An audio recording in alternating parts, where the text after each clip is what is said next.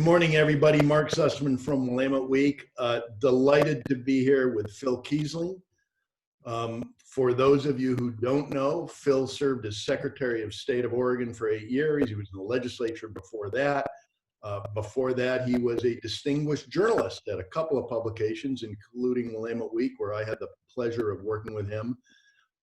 Phil is rightfully considered one of the champions and even parents of vote by mail in Oregon, and has really become an evangelist nationally for expanding vote by mail. And you're the founder and chair of the board of the National Vote at Home Institute, which is a nonprofit dedicated to expanding voting access to Americans.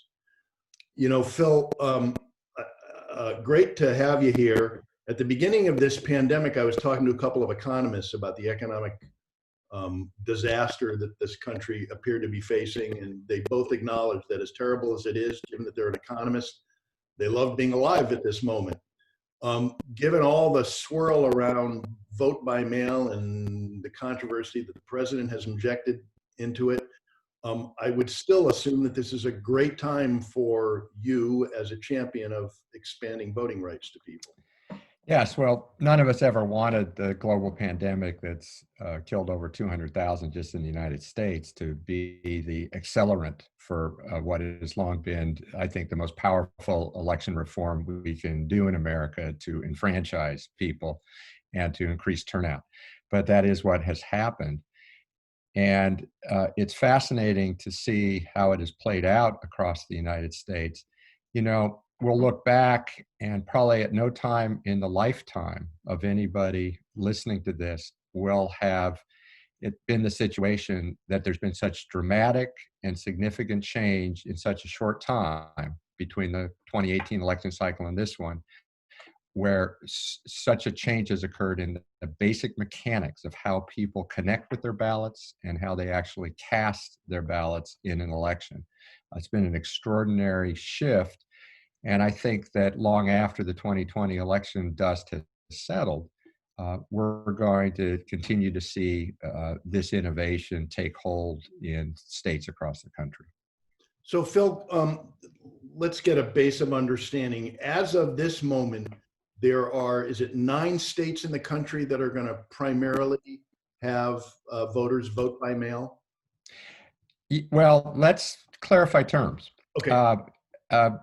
You noted earlier that I'm chair of the National Vote at Home Institute. And you might ask, well, why don't we call it the National Vote by Mail Institute? It turns out that it's a bit like a Zen koan. In Oregon, where every active registered voter automatically receives a ballot, most voters do not, quote, vote by mail. We actually, most of us, vote in person. We take the ballots that we've received in the mail and we return them in person, usually to one of 300 drop sites across the state, any one of which will accept them. And sometimes we go to an election office. So getting the nomenclature straight has been one of the biggest challenges in this effort. Now, to go back to your question, 9 3/4 states plus DC will have a system this fall in which every active registered voter automatically receives a ballot. Now, they're the Western states that have been doing this for many years: Oregon, Washington, Colorado, Utah, Hawaii, California. But we also have New Jersey, Nevada, and Vermont chose to do it this way for this November. And the 3/4 is Montana, where the governor's executive order left it up to counties to decide whether to go all ballots to everybody, and the vast majority of them did. Wow. But in 40 states, it's still the same system legally. The framework where the polling place is the default, the mail-in ballot is the backup. 40 states where it's still basically the same framework. And so when you listen to the president, I'm reminded of the adage that even a broken clock, it gives us the right time twice a day. He is technically right that there are states where the ballots will be sent unsolicited. They're sent automatically just by being a active registered voter. None of those states are real battlegrounds, unless you think Nevada is going to be close. all of the battleground states and the vast majority, you have to apply for a mailed out ballot. And it's fascinating to me that the national press has done a very poor job of distinguishing between these kind of two paradigms.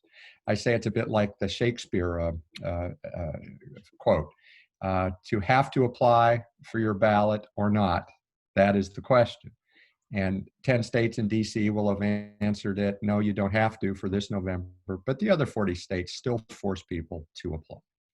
So Phil,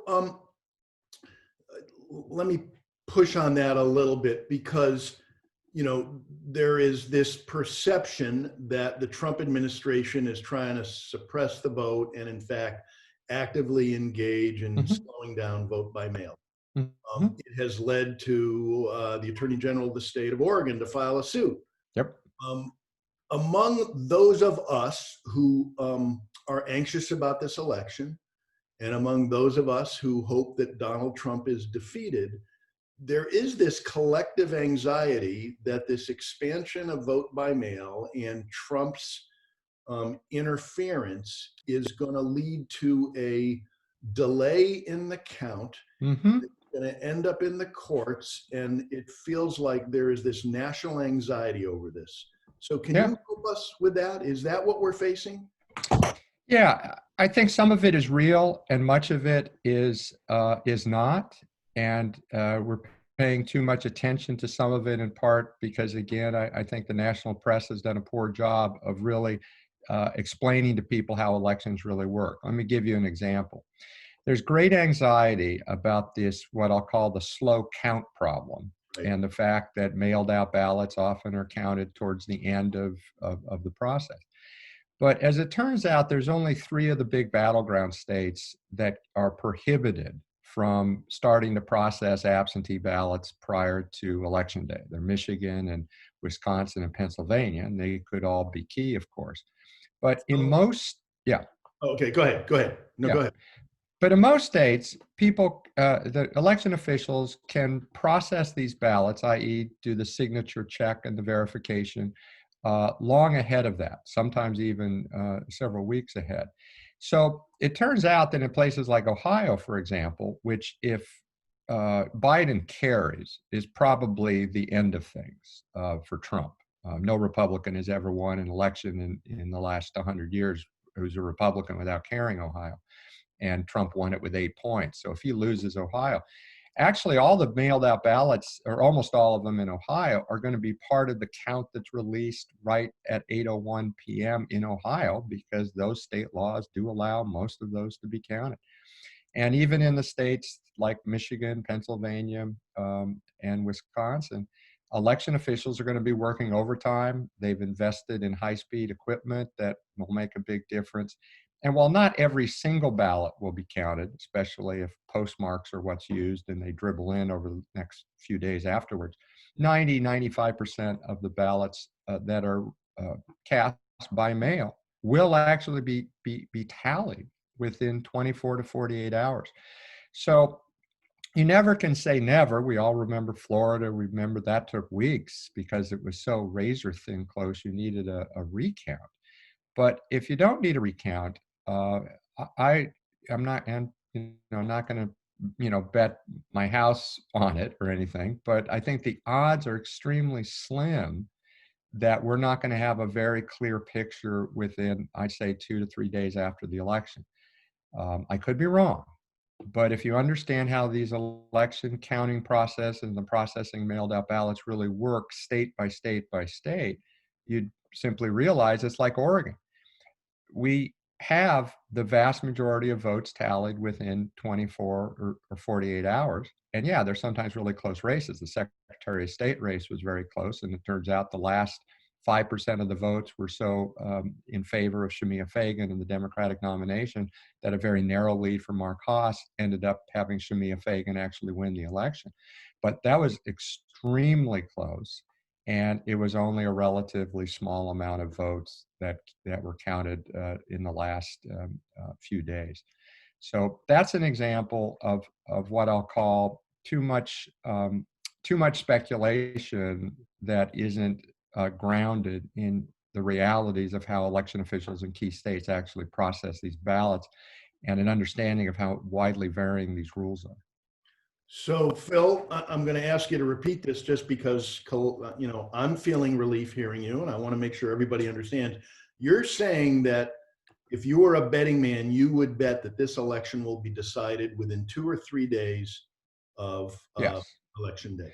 Yes, I think the odds are far higher that it'll be decided in 2 to 3 days, simply because if you look closely at how each of these key states actually process the ballots, when they can verify the signatures and get them ready to count, that most of them have laws that really facilitate these happening within the first 2 to 3 days. And in fact, the counting of the ballots is the easiest and the fastest part of the process. The only real danger with the mailed out ballots is the processing of it, which means the signature verification in states where that's required. But I'll give you an example. In Pennsylvania now, based on a court ruling on September 15th, they no longer have to verify that the signature matches, which is a time-consuming process if you haven't done much of it before. The ruling right now is that you just have to verify that a signature exists on the ballot, and they're using other means to verify them that are much faster. So even in a state that has where Republican legislators have foolishly and unnecessarily slowed the ability to process those ballots, I think they're going to have to be tallied much faster than many are fearful of. So, yes, I think we're going to far likelier that we'll know within 2 to 3 days, and this will stretch out 2 to 3 weeks based on my understanding of how elections laws actually work in the 50 states.